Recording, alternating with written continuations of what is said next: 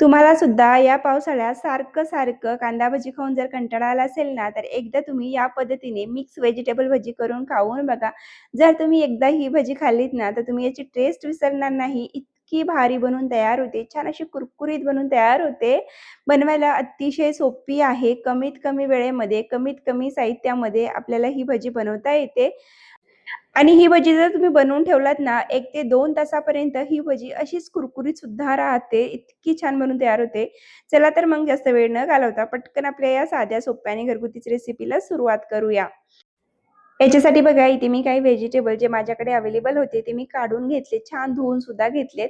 तर इथे मी 1 जुडी पालक घेतली आहे, थोडीशी कोथिंबीर घेतली, 2-3 हिरव्या मिरच्या, 2 बटाटे सोलून घेतलेत, 1 कांदा घेतलाय, 1 सिमला मिरची घेतली आहे, 1 गाजर घेतलेली आहे आणि एक छोट्या साइजची गोबी अर्धी घेतलेली आहे.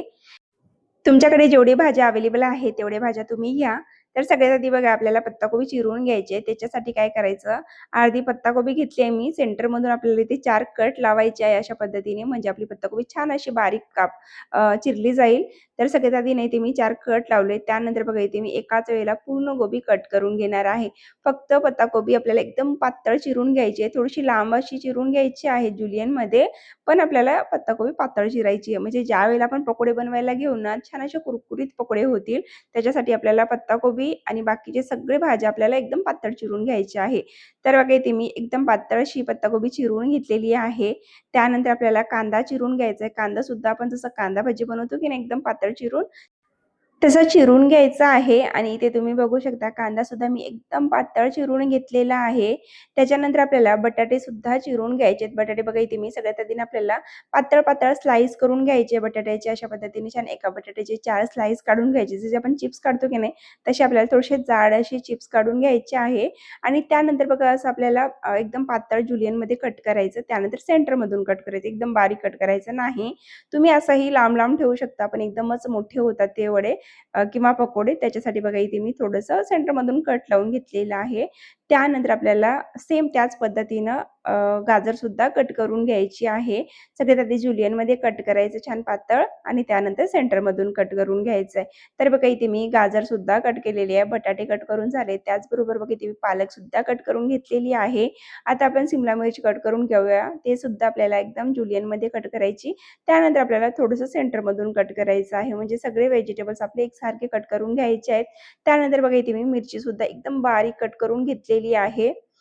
खूप जास्त मिरची घेतलेली नाही, इथे मी 3 मिरच्या घेतल्या कारण खूप तिखट आहे. तुम्ही तुमच्या चवीप्रमाणे घ्या. त्यानंतर बघा इथे मी कोथिंबीर सुद्धा एकदम बारीक-बारीक चिरून घेतलेली आहे आणि इथे आपले सगळे भाज्या चिरून तयार आहे. फक्त भाज्या चिरायला वेळ लागते. बाकीचं सगळं 10 मिनिटात होते. म्हणजे पूर्ण आपल्याला ही रेसिपी बनवायला 10 ते 15 मिनिट लागतात. तर बघा आपल्या भाज्या कट करून झाल्यात. आता सगळ्यात आधी ना आपल्याला एक मोठं बाउल घ्यायचं आहे आणि त्याच्यामध्ये आपल्याला ज्या आपण चिरून ठेवलेल्या भाज्या आहेत त्या सगळ्या ॲड करायच्या आहे. तर सगळ्यात आधी बघा इथे मी पत्ताकोबी ॲड करून घेतलेली आहे. त्यानंतर मिरची, शिमला मिरची, बटाटे, कांदे, त्यानंतर आपण जे चिरून घेतलेले गाजर, ते सगळं इथे मी एकत्र ॲड करून घेतलेलं आहे बघा. त्यानंतर बघा इथे मी पालक सुद्धा ॲड केलेली आहे. मिरची ॲड करून घेतली आहे. त्यानंतर कोथिंबीर सुद्धा ॲड करून घेतलेली आहे. तर इथे मी पूर्ण ज्या भाज्या आपण चिरून घेतल्या त्या पूर्ण ॲड करून घेतल्या आहे. तर भाज्या आपल्या ॲड करून झाल्यात. आता आपण याच्यामध्ये थोडेसे मसाले ॲड करून घेऊया. त्या सगळ्यात ते बघा इथे मी अर्धा चमचा इतकं ओवा छान हाताने क्रश करून ॲड केलेला आहे. त्यानंतर अर्धा चमचा इतकं मीठ ॲड करायचं. मीठ थोडंसं कमी ॲड करा. त्यानंतर बघा अर्धा चमचा इतकं मिरची पावडर ॲड करायचं आहे. अर्धा चमचा धने पावडर, पाव चमचा गरम मसाला, पाव चमचा हळद ॲड करायची आहे. आणि सगळ्यात आधी आपल्याला हे सगळं छान हाताने मिक्स करून घ्यायचं आहे. याच्यात तुम्हाला पाण्याची अजिबात गरज पडणार नाही. पाणी ॲड करायचं नाही आपल्याला. सगळ्यात आधी सगळे मसाले ॲड करून घ्यायचे आणि हाताने हे सगळं आपल्याला छान चोळून मिक्स करायचं आहे. असं करून घेतल्याने ना भाजीला खूप जास्त पाणी सुटते. त्यानंतर आपल्याला एक्स्ट्राचं पाणी ॲड करायची गरज नाही. त्यासाठी आपल्याला असं चोळून घ्यायचं. त्यानंतर 1 वाटी इतकं बेसन घ्यायचं. थोडं-थोडं करून आपल्याला छान हलक्या हाताने मिक्स करायचंय आणि इथे तुम्ही कन्सिस्टन्सी बघू शकता एकदम परफेक्ट आहे. खूप जास्त बेसन ॲड करायची गरज नाहीये. आता ना आपल्याला या स्टेजवर थोडंसं 1 पाव वाटी इतकं कॉर्नफ्लॉवर ॲड करायचं आहे. जर कॉर्नफ्लॉवर असेल तर ते ॲड करून घ्या. नसेल तर तुमच्याकडे तांदळाचं पीठ असेल तर पाव वाटी इतकं ॲड करा. दोन्हीपैकी कोणतंही एक ॲड केलं तरी चालेल. त्यानंतर व्यवस्थित हाताने मिक्स करायचं आहे आणि ज्या वेळेला आपण पकोडे करायला घेतो त्यावेळेला आपल्याला याच्यामध्ये एक चिमूटभर इतकं बेकिंग सोडा ॲड करायचा आहे आणि लगेच भजी आपल्याला करायला घ्यायचं आहे, कारण भरपूर पाणी सुटतो याच्यामध्ये, त्याच्यासाठी लगेच आपण मिक्स केल्याबरोबर भजी करायला घ्यायचं आहे. आता आपला हा बॅटर तयार झालेला आहे. आता मी तुम्हाला गरम-गरम भजी कशी करायची ते दाखवते. तर सगळ्यात आधी आपल्याला गॅसवर तेल कडकडीत गरम करायचं आहे. तेल गरम झालं की त्यामध्ये आपल्याला हे पकोडे तळायला टाकायचे आहेत. तर बघा छान असे मीडियम साईजचे पकोडे इथे मी टाकलेले आहेत. जोपर्यंत छान हलके तळत नाही, एक लाईट कलर येत नाही त्याच्यावरून, तोपर्यंत आपल्याला हे पलटवायचं नाहीये. तर इथे थोडेसे तळले आहेत पकोडे. आता मी यांना पलटवून घेतलेले, आलटून-पलटून दोन्ही साईडनी मस्त असे कुरकुरीत होईपर्यंत आपल्याला हे पकोडे तळून घ्यायचे आहेत. मीडियम गॅसवर तळायचं, हाय फ्लेमवर आपल्याला पकोडे तळायला टाकायचं आहे आणि मीडियम गॅसवर आपल्याला हे पकोडे पूर्णपणे कुरकुरीत होईपर्यंत तळून घ्यायचं आहे. तर बघा इथे पकोडे छान तळले आहेत. आता मी ही पहिली बॅच काढून घेते. अशाच पद्धतीने आता आपल्याला बाकीचे सुद्धा पकोडे इथे बनवून घ्यायचे. एकदम सोपे आहे ना बनवायला. फक्त काही मिनिटात हे पकोडे बनवून तयार होतात आणि अशा पावसामध्ये तर गरमागरम काही ना काही खावंसं वाटते. तर तुम्ही ही रेसिपी नक्की ट्राय करून बघू शकता. तर बघा पहिली बॅच तळून तयार झालेली आहे. आता दुसरी बॅच बघा मी इथे बनवून दाखवते तुम्हाला.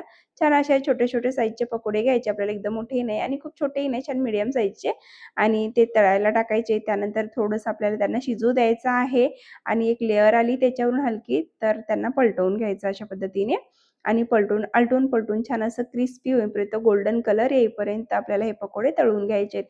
याच्यामध्ये ना खूप जास्त बेसन ॲड करू नका. जेवढं कमी बेसनमध्ये तुम्हाला मिक्स करता येईल तेवढं बेसन कमी ॲड करा. इथे मी 1 वाटी बेसन घेतलेलं आहे आणि पाव वाटी इतकं कॉर्नफ्लॉवर घेतलेलं आहे. तुम्ही कॉर्नफ्लॉवरऐवजी इथे तांदळाचं पीठ सुद्धा यूज करू शकता. दोन्हीमधून एक करा. खूप सुंदर भजी बनवून तयार होतात. तुमची कांदा भजी सुद्धा याच्यापुढे फेल होईल, एवढे भारी बनवून तयार होतात. तर इथे मी एक-एक करून 2-3 बॅचमध्ये भजी पूर्ण बनवून घेतलेली आहे आणि इथे तुम्ही बघू शकता किती सुंदर कुरकुरीत अशी आपली मिक्स व्हेजिटेबल भजी बनवून तयार झालेली आहे. एकदा तुम्ही ना आवाज ऐका हा, किती छान असा कुरकुरीत आवाज येतोय. एक मी तुम्हाला तोडून सुद्धा दाखवते बघा, किती छान टेक्स्चर आलेलं, खूप जास्त बेसन नाहीये. छान असे कुरकुरीत फक्त भाजीचंच दिसेल तुम्हाला याच्यामध्ये. तर तुम्हाला ही रेसिपी कशी वाटली कमेंट करून नक्की सांगा. व्हिडिओ आवडला असेल ना तर व्हिडिओ लाईक करायला विसरू नका. Thank you.